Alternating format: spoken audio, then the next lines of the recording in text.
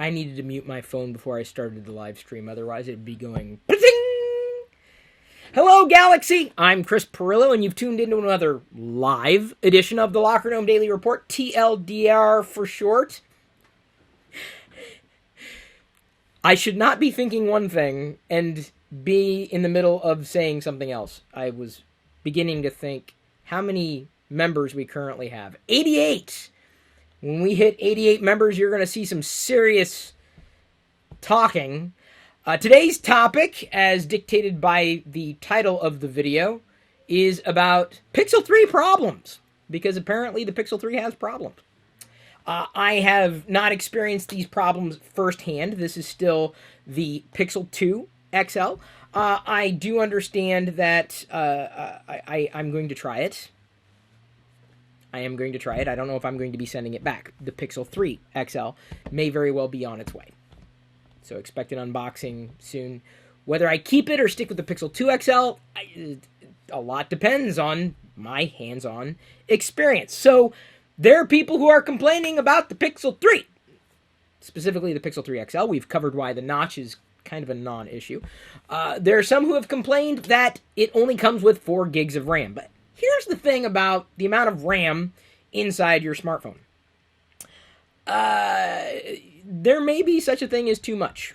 And I don't mean that you couldn't always use more, because certainly it would help in playing games that may be more memory intensive. But by and large, when you're using your device, that RAM is using energy, which siphons away battery. So do you want more RAM, longer battery life? Do you need a bigger battery in order to have longer battery life if you want more RAM? Or do you make sure that the software is efficient? These are questions and problems that each manufacturer has to solve for themselves. For years, iOS went along without needing more RAM, more memory, physical memory, and it was by and large doing things well enough in the operating system such that it didn't need to add more hardware to the mix. Of course, more RAM is better, certainly for multitasking, not having to restart an app and see a refresh, constantly. Google certainly has improved its the way that it handles memory. I can tell you that I've never really felt the pinch of the lack of memory, or really feeling that memory ceiling, hitting that memory ceiling with the Pixel 2 XL. I would assume that I would have a similar type of experience with a Pixel 3 device, a Pixel 3 XL, certainly after the notch, or someone called it a bathtub, is fully mitigated in the developer options, if Google doesn't come up with some other way to manage it. Sorry about the cursor, and I don't mean me, because I may actually start dropping swear words in this video. Put a quarter in the swear jar if I do.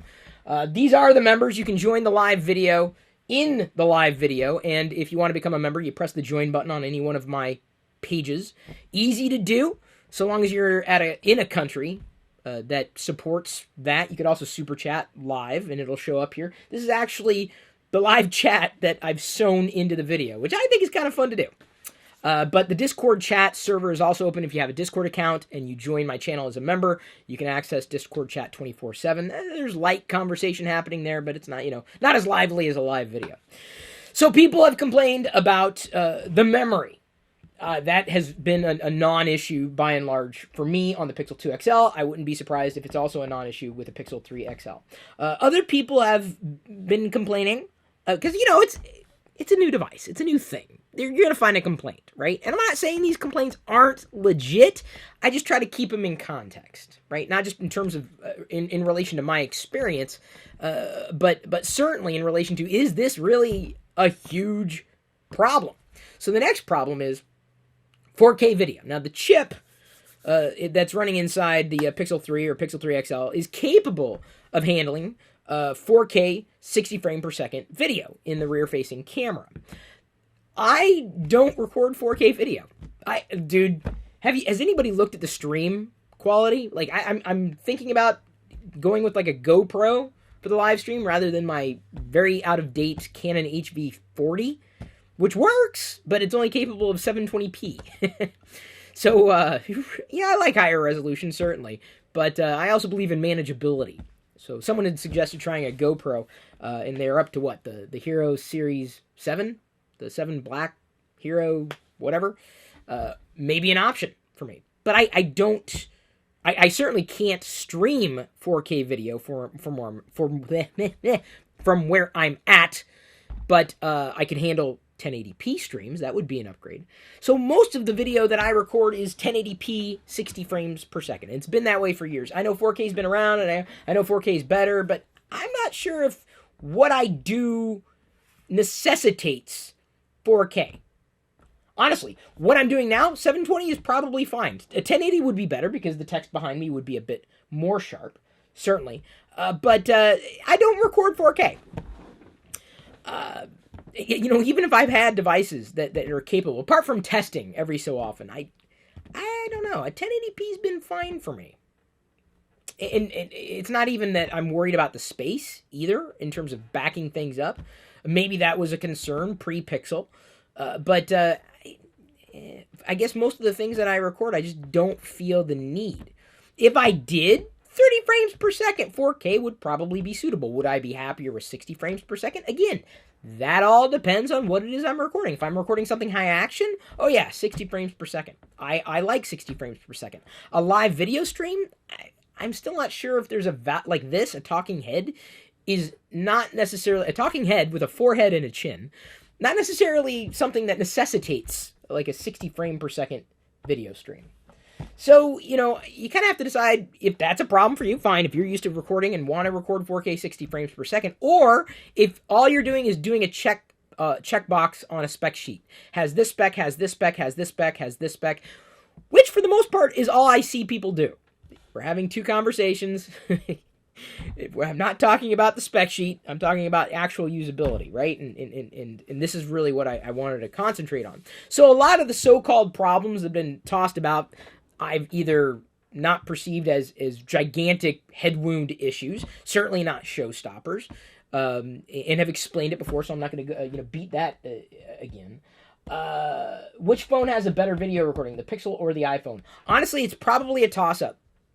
And this is kind of what I'm going to get into, because my concern, per the subject line, isn't so much what everybody else seems to be concerned about.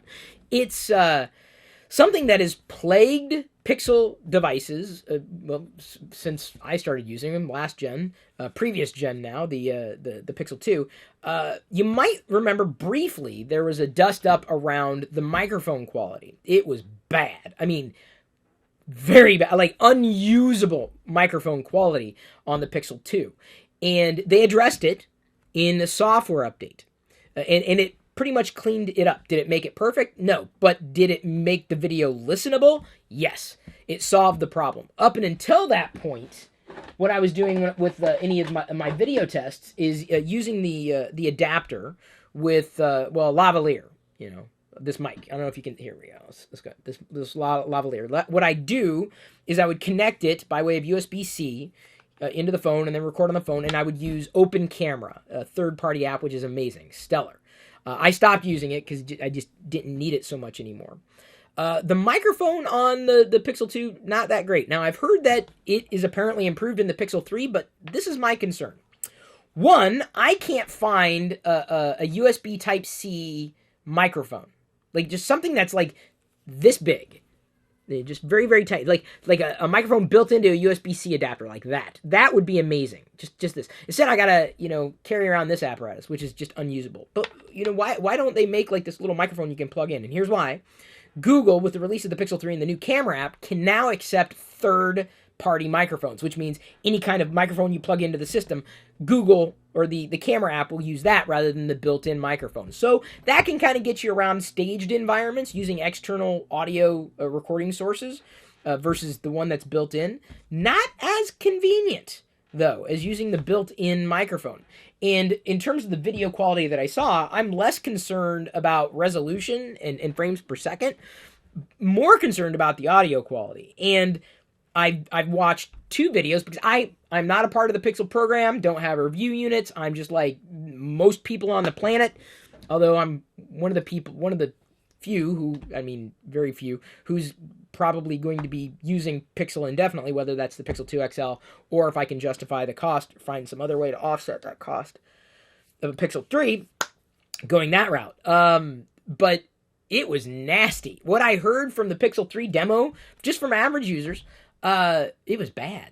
Like, it was cringeworthy, especially compared to, let's say, one of Apple's devices. It just pretty much any Apple device in recent memory. When you hear a side by side of in the same environment with the Pixel 3 video and a, let's say, iPhone video for argument's sake as a comparison, night and day. The Pixel 3 audio sounds unusable. My question is, how much of a pinch is that going to be? I do record video. Probably don't take as much video on my smartphone anymore as I used to. Take more photos. I'm not likely going to be carrying around some wacky apparatus, though it would be compatible with the default camera app. Is this something that could be tweaked in software, or is it just a bad microphone? No one seems to be answering this question. This is what concerns me about a lot of the reviews out there, the reviewers. I mean, everyone's concentrating on something different. But I don't understand how you could not hear something like that. Oh, Sean!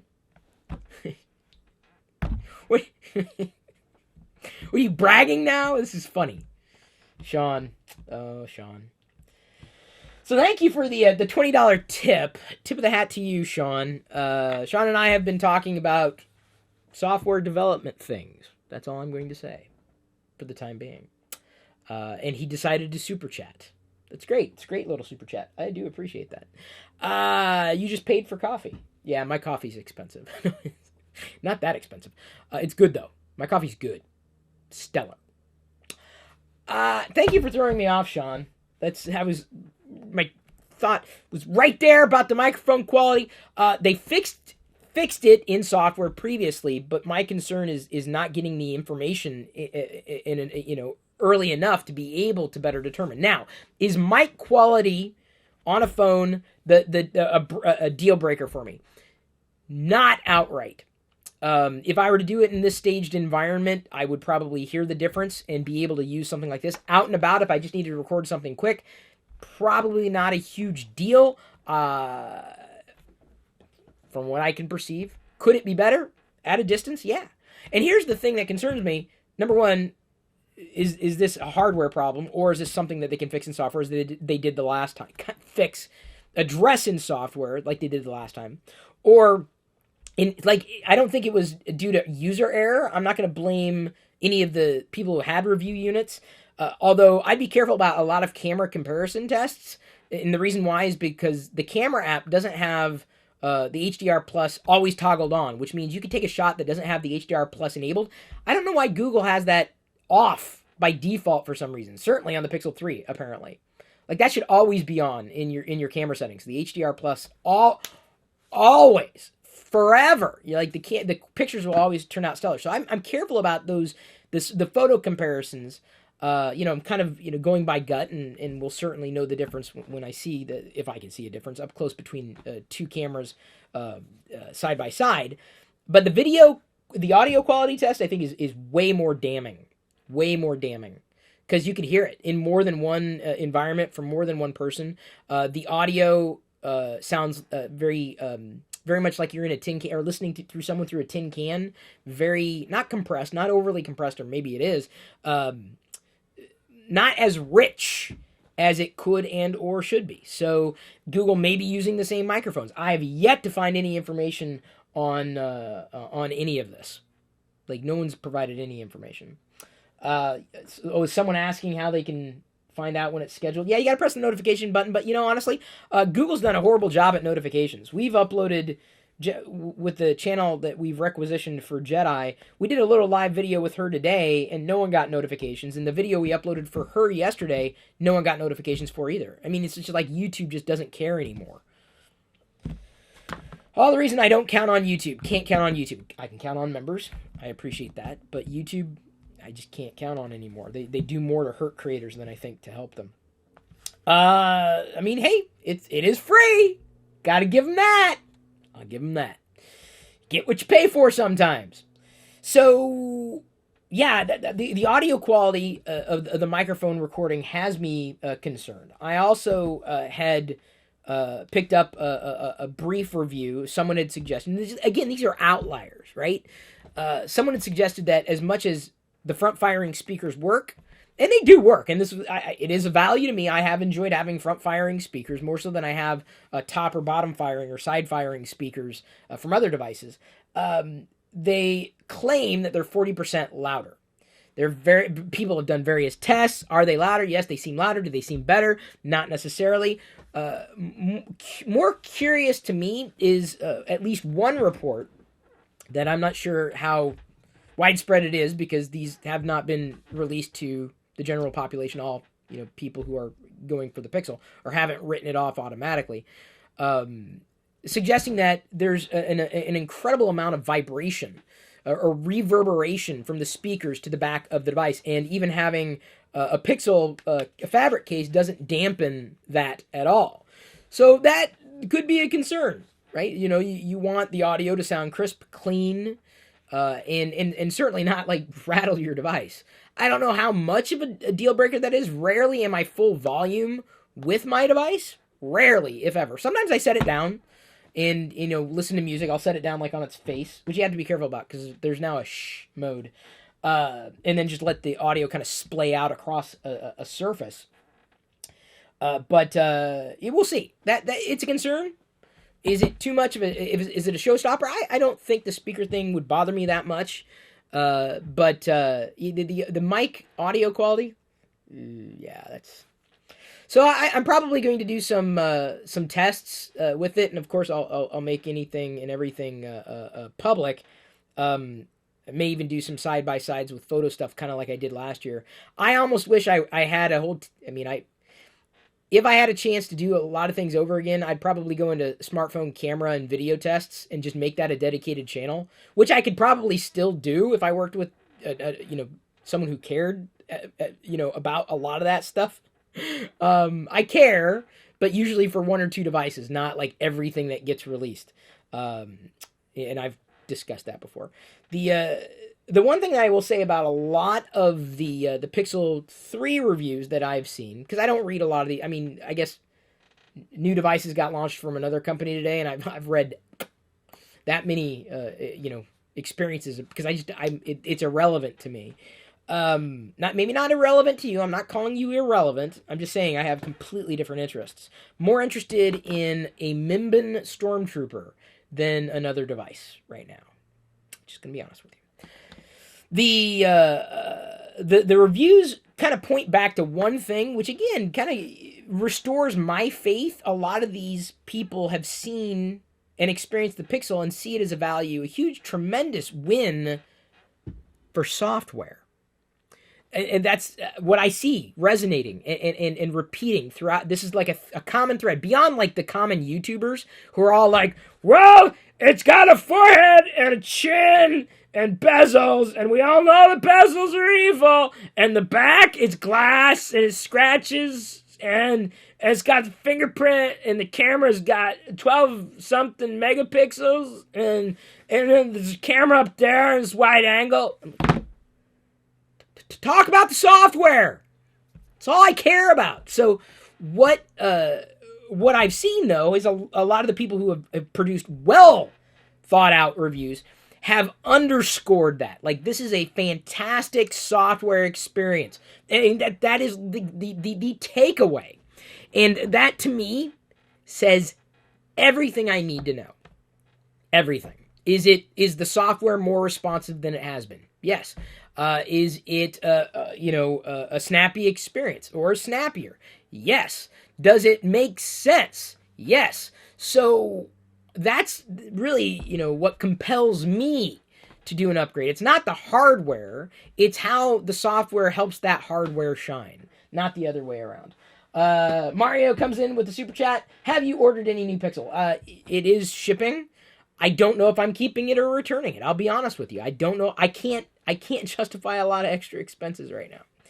And I'm not in the Pixel program. I'm not blessed. I'm not hashtag blessed. I'm hashtag regular person.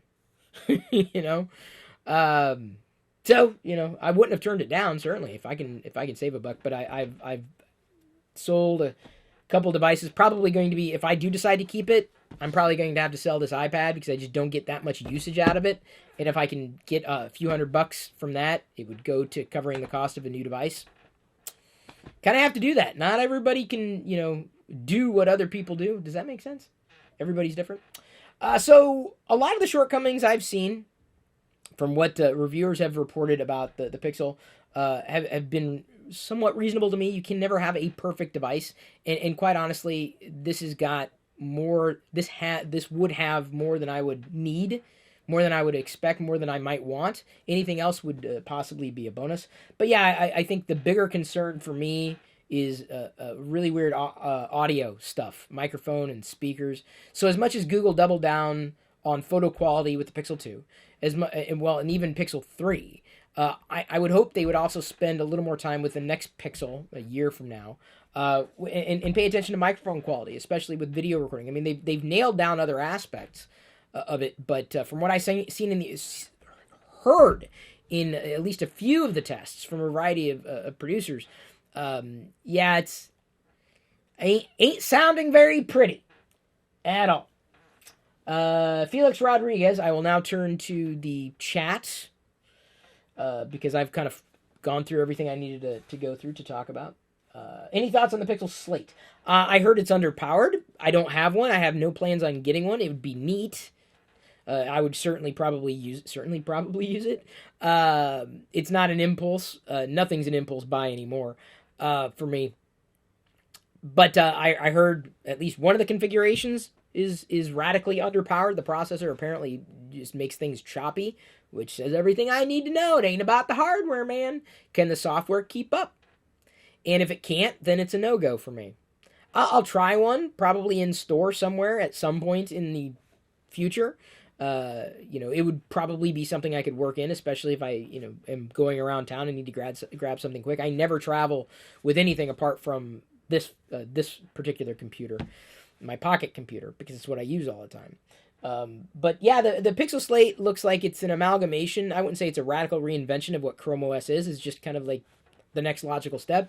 I question whether or not the software can keep up with the hardware that they've matched with it. The hardware, I'm sure, is ample. It's just the software needs to catch up. That's how it goes. If the software can't handle it, it's not the hardware's problem. It's the software's problem. I'm going to blame the software. In just about every scenario, I will blame the software problem. In just about every single scenario, apart from faulty hardware. The hardware works, so it's not faulty necessarily. It was designed one way. So I don't know if there are even configuration options for it, but we'll see. I don't. It's not shipping yet. I haven't seen any reviews. Most of them would probably not concentrate on the software experience anyway. Cool Amazon 123 asks, "Are you excited about the iOS revamp next year?" I am hopeful for a radical reinvention of what iOS is. For as much as we expect Android not necessarily get sidelined, but I think if Google, someone commented, I want to say they left a comment in this channel, saying that maybe Google's going to keep Fuchsia for themselves, as in that's the Pixel experience, the Slate, blah, blah, blah, whatever. But Android will continue to be for everybody else. I'm like, that's actually a pretty smart play. That's not a bad play, depending on where Google's going with that. So, I would expect that, Google's going down that path with Fuchsia. I would hope that Apple is working on something. I've heard this is scuttlebutt, so I don't know, how much faith I would put into the rumor. iOS has been in sore need of a radical reboot, and you know that from me certainly. Is it Science Day? Thank you for thank you for the super chat. There was no question attached though, so there's a shout out for you. You get to be in the live video with the super chat. If you want to join, just I don't know how the join button shows up magically on your watch page or if your country supports it, but that's how you get to be a part of the chat beyond the super chats. The iOS experience though needs to evolve, and I think if it evolves in a similar way that Google's kind of evolving the experience, I think I'd be fascinated by that. If only because they're giving iOS, breathing new life into iOS versus just fixing all the problems. And that's kind of what Google's done in approaching Fuchsia from the ground up. They looked at, they surveyed the landscape, saw the problems, and went about to fix them. And certainly, Android being, one of those platforms that is rife with problems. Every platform has problems. But that would, a radical reinvention of iOS or a reboot of iOS that it deserves would get my attention. It absolutely would. I don't slag the iPhone for what it is. I don't slag Apple, for necessarily what they're trying to do. I'm concerned with their overall software quality control. There was a comment Renee had posted from iMore. Basically, he was lambasting Google for how it handles data and privacy. And here's my problem with that, because he was talking about Google Assistant. And I'm like, whoa, wait a minute. Google Assistant? We got another super chat coming in from Science, but thank you for your support. $1 at a time, believe me. There's a coffee. I appreciate that. Siri doesn't work well. I know some people say, "Oh, Siri's awesome. Siri's great." I learned that Siri's great at setting alarms. That's it. Maybe other things, but I ran into so many nightmares. Diana just turned it off. She was just done with it. I'm like, I don't blame you. It's a rotten experience, and you can't escape it with an iOS device right now. And oh well, don't know what to tell you. It's your choice. You can use Google Assistant on iOS. Certainly, it's not as integrated as it could be. I don't know if it's in Apple's best interest to make it integrated, but that to me is that's the rub, right? So Google's handling things differently than Apple. Apple thinks they're doing the right thing. Every company thinks they're doing the right thing. Are they? That's not for me to necessarily say on the whole. From my perspective, I'm going to have an opinion. I'm going to have a position in the matter. But my feeling, with a lot of that is, privacy. People complain about privacy and they're posting things on Facebook. I'm like, there are so many things that you can control, but those are the devices and services you choose to use. It goes well beyond your choice. That's the problem. That's the problem. You cannot control what you cannot control. Oh, well, yeah, duh, Chris, I knew that. But privacy is certainly a discussion point that is very relevant when we talk about the things that we can't control. There are things that you can control, things that you can't control. So, I listen. I don't think it's a red herring. It's a concern. Absolutely. But I also look at patterns and what people do and the things that they complain about, but then the things that they actually do, right? And sometimes there's a radical disconnect. I mean, I don't mean people are being intentionally hypocritical. Lord knows I probably do the same thing. Some people try to call me on it. I'm like, no. You misunderstand what it is I've said. Let me clarify, because it's not the way that you paint it at all, possibly. No problem for TLDR. Thank you again for your supports. So, I think that's about all I wanted to cover. We've now answered a few questions from chat. You were able to tune in live. Thank you for that. Thank you for the likes, the comments, the subscribes, the memberships, supporting what it is that I'm attempting to do once again. And we'll see. We're at 88 members now, and pushing very slowly to 100. And if we can get to 100 in the first month, I think we're doing well. I think I'd be very, very satisfied with that. It's not bad. I mean, was it like 2 weeks in or something like that? What's that? Interesting. I didn't use the Google Home Mini at all. Never used it. Although it is a funny way of opening Google Assistant. Thank you, everybody, for tuning in. I love you. I appreciate you. But at this point, I'm going to leave you to your own devices. Except now, I've got to say thank you to Christopher White for sliding in with the final super chat. Oh, why didn't you join? Why didn't you just join? That's fine. No, hang on. Gave to your Pixel 2 XL last year. Here you go. Thank you. I only have 1,000 more % to go. Love your focus on software. I do too. Kim, I appreciate your appreciation, because it's not always seen as a value in this race of chasing the latest hardware. I mean, I'd love to be paired with someone who gets the hardware as much as I get the software. That'd be one hell of a dynamic duo, maybe someday, but not today. At this point, I'm going to leave everybody to their own devices. May the Force be with you.